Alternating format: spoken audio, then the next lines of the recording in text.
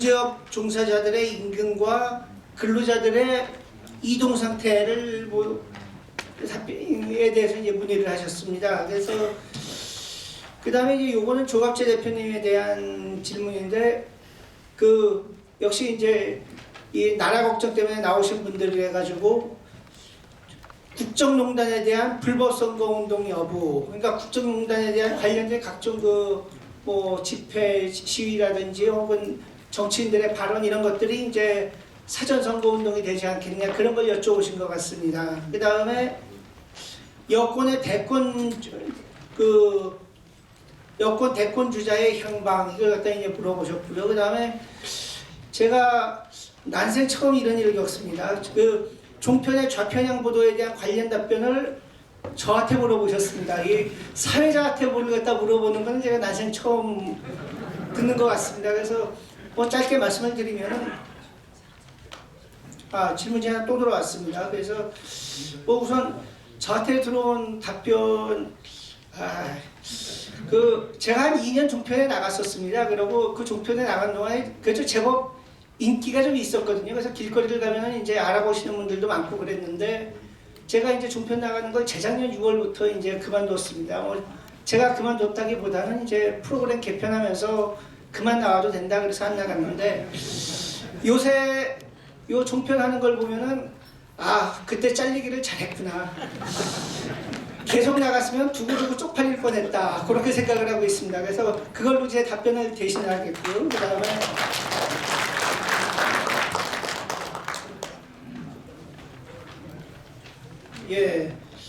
또 하나는 전에 초등학교 교장 선생님을 하신 이동실 선생님 질문이신데 그동안 6.25도 겪고 박정희 같은 위대한 지도자를 만나면 세계에 유례가 없는 경제발전도 하는 것을 보면 분명히 마르크스주의가 잘못된 것이며 앞으로 많은 계몽이 필요한데 이에 대한 효과적인 방안은 뭐가 있겠느냐. 세계에서 잘못된 공산주의 정신은 벌써 사라졌는데 아직도 이렇게 북한이 남아있고 종부 세력이 날뛰고 있는 이런 상황에서 어떻게 이제 이 세대를 교육시켜야 되겠느냐는 질문이신 것 같은데 여기에 대한 질문은 남정욱 교수가 해주시고요. 그러니까 전태일 분신 당시에 봉지업 종사자들 얘기를 유 교수님께서 해주시면서 유 교수님으로서는 조금 마무리 발언까지 같이 해주시고 그 다음에 조갑재 대표님께서 이제 국정농단 사태라든지 여권 대권 주제의 향방 얘기를 해주시고 그 다음에 2세대 교육을 어떻게 시킬 것이냐 하는 걸 갖다 남정욱 교수가 해주시면 고맙겠습니다.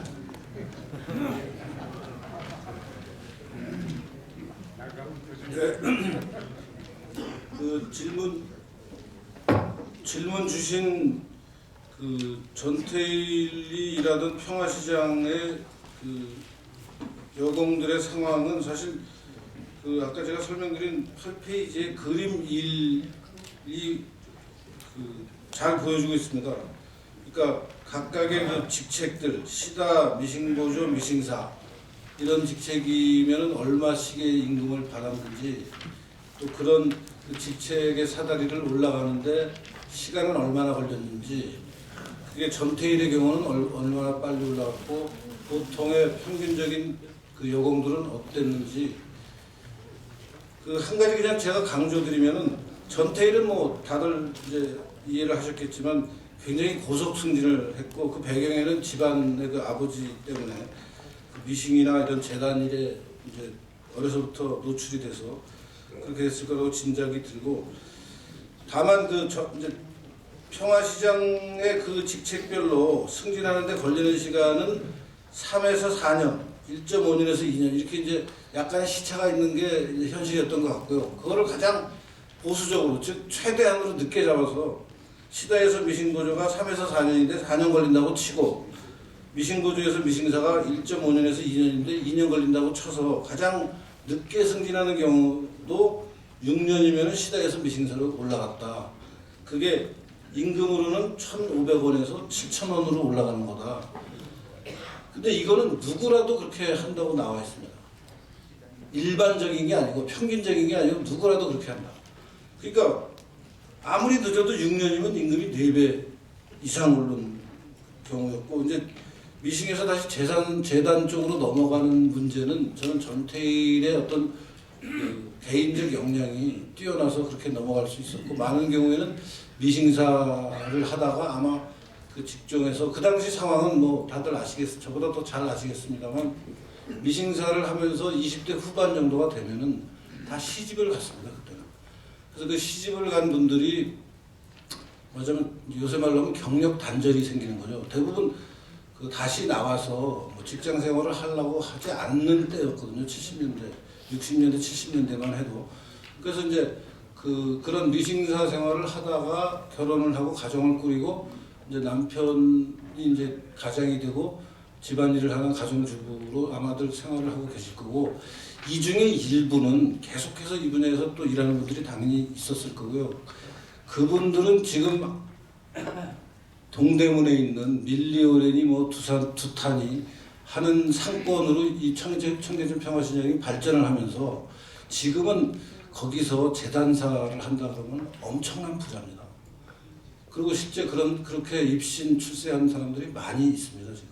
근데 비율로 어느 정도나 되느냐 하는 거는 그 자료를 찾기가 굉장히 추적하기 어려운 게, 말씀드린 대로 실제 미싱사 하던 분들이 대부분 결혼을 해서 이제 그런 활동을 계속 안 하고, 그게 뭐 그 당시 상황에서는 자발적인 상황이었고 해서, 그렇지만 계속해서 일을 한 사람들은 세계, 이제 지금은, 옛날에 청계천 평화시장은 국내 수요만 담당했었는데 지금은 그게 동대문 그 의류 상권이 확대되면서 지금 뭐 아시다시피 뭐 러시아에서 물건 사러 오고, 홍콩에서 물건 사러 오고, 중국에서 물건 사러 오고, 그게 말하자면 요새 젊은이 패션을 리드하는 세계 브랜드가 되고 있으니까요.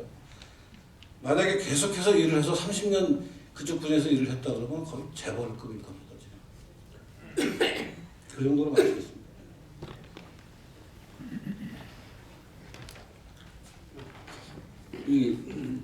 이 논지와 좀 떠나서 요새 일하고 있는 시국 이야기를 해달라는 말씀인데, 우선 사전선거운동 부분인데, 지금 집회에 나가면은 뭐 이쪽은 태극기 집회에서는 막 문재인을 욕하고, 저쪽에서는 또 뭐 촛불 시위하는 사람들은 뭐 누굴 욕하고 하는, 뭐 박근혜 잡아달라 이런 이야기하는, 이게 사전선거운동에 해당될 것 같지는 않고, 지금 선거운동 기간이 아니거든요. 선거운동 기간이면은 그런 공개적 발언을 하는 게 좀 어려울 거고, 또 예비 후보로 등록해서 한 사람에 대해서는 직접적 공격에 대한 제한이 좀 있는데, 아직도 예비 후보로 등록한 사람도 없으니까 마음 놓고 비판해도 난 거짓말을 하지 말고 하는 것은 법에 걸리지 않을 거라고 생각을 합니다. 그렇다고 법 제재가 들어온 적도 없고, 그 다음에 이번 요새 일하고 있는 태극기 집회에 나가시는 분들이 많을 것 같은데, 물론 촛불 집회 나가시는 분들도 계십니까? 뭐 촛불 집회든 태극기 집회든 그건 다 시민의 자유니까 그건 선악과 관계없지만은, 하여튼 태극기 집회는 저도 자주 나가는데, 나가서 느끼는 것은 이게 새로운 한국을 만드는 어떤 동력이 아니냐 하는 생각이 듭니다. 아주 특이한 현상일 뿐만 아니라 이것은 과거에 있었던 보수 또는 우파 운동과 차원이 다른 운동입니다. 첫째는 자발적이죠. 자발적으로 다 참여를 하고 있습니다.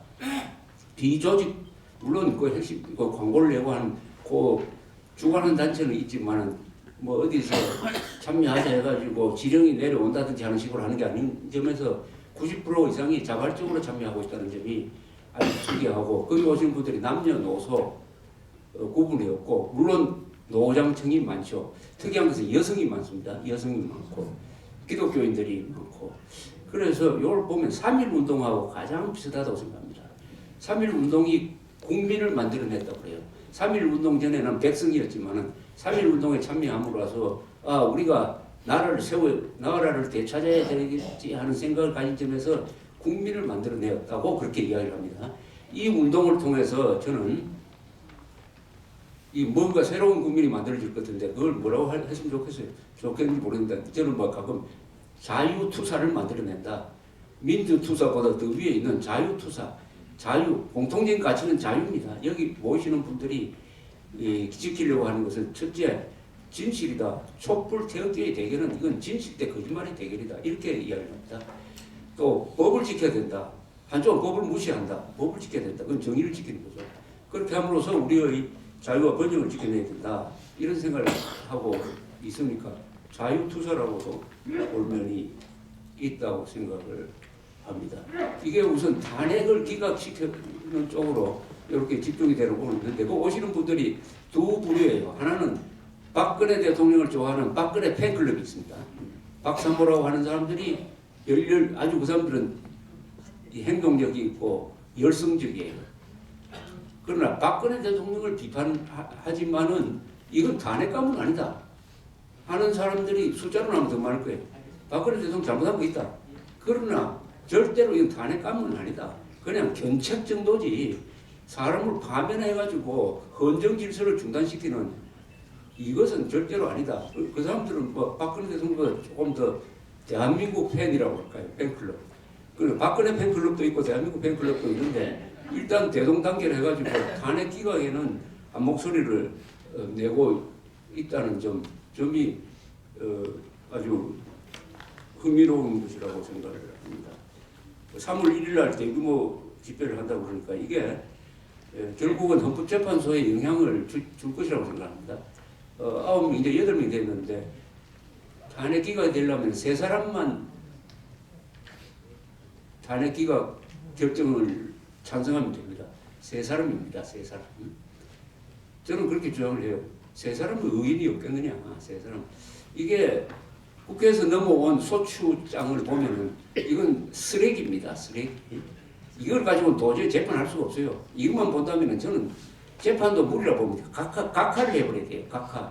이것은 재판 거리도 안 된다 해가지고 각하를 해버려야 이게 원칙인데 왜냐하면 검찰 공소장을 카피하고 신문기사 카피해가지고 그냥 보낸 거예요. 이걸 도대체 3분의 2가 어떻게 통과시켰는지 국회가 독자적인 조사를 해야 됩니다. 국회가 독자적인 조사를 해가지고 검찰 수사 기록과 다른 독자적인 판단을 해가지고 그걸 소추장을 써가지고 해야지 검찰 소추장을 그냥 카피했다면은 국회가 검찰 앞잡이라는 뜻 아닙니까? 오늘 유승민 최고식 인터뷰 보니까 유승민 씨가 이랬어요. 검찰 공소장을 보니까 이게 탄핵감이더라. 아니 이게 말이 됩니까? 그러면 검찰 공소장만 보고 판결해버리면 우리나라에서 얼마나 억울한 사람이 많이 생깁니까? 재판을 통해서 반론도 받아들이고 해야 실체적 진실이 드러나는 건데 내가 그걸 딱 보니까 아 이건 탄핵 기각 사유가 되겠구나. 그러고 이것은 그리고 또 자랑을 했어요. 자기가 주도를 했다고 또 자랑을 했습니다. 탄핵을 주도했다고 자랑을 했어요. 아니 정치 검찰의 앞잡이 역할을 했다는 자랑을 하고 있습니다. 민주주의 국가에서 인권의 개념이라든지 무죄 추정의 원칙이라든지 법리에 대한 초보적인 지식도 없는 자가 국회의원이었고 대통령 또 보수를 참칭하면서 대통령 후보로 나오겠다고 하는 거니까 박근혜 대통령이 뭐 사람을 잘 못 본다 그러는데 유승민에 대해서는 정확하게 본 것 같아요. 그리고 대권 주자 뭐 이야기하시는데 저는 대권 주자 뭐보다는 그 지금 좌파 후보들이 1, 2위를 하고 있는 이 판국인데 탄핵 기각이 되지 않으면 어렵다고 봅니다. 왜냐하면 60일 안에 선거를 해가지고는 그 사람들이 가지고 있는 이념적 위험성을 국민들한테 알리는 시간이 너무 짧아요. 그리고 혁명적 분위기가 조성이 됩니다. 탄핵 인용이 되면 당장 촛불 기념일을 만들자고 할 겁니다. 촛불 기념탑을 만들자고 할 거예요. 유공자를 포상하자 나올 겁니다. 그리고 박근혜 대통령은 우리 헌정사상 처음으로 파면되었으므로 반헌법 세력이다. 독재자다. 박근혜, 박정희, 이승만 소위 한국의 주류 세력, 보수 세력은 불태워야 한다. 문재인 씨가 공개적으로 이야기했잖아요. 불태워야 한다. 부역자다. 청산해야 한다. 나라의 근본을 확 바꿔야 된다. 이건 국제변경을 하게 됐습니다. 이런 식으로 혁명적 분위기가 조성되고 여기에 언론이 동조할 겁니다. 지금 언론이 90%가 같은 목소리를 내고 있습니다. 그 같은 목소리의 방향은 오른쪽이 아니고 왼쪽이에요. 그러니까 북한 노동신문이 한국 언론 잘한다고 지금 칭찬해주고 있는 거 아닙니까?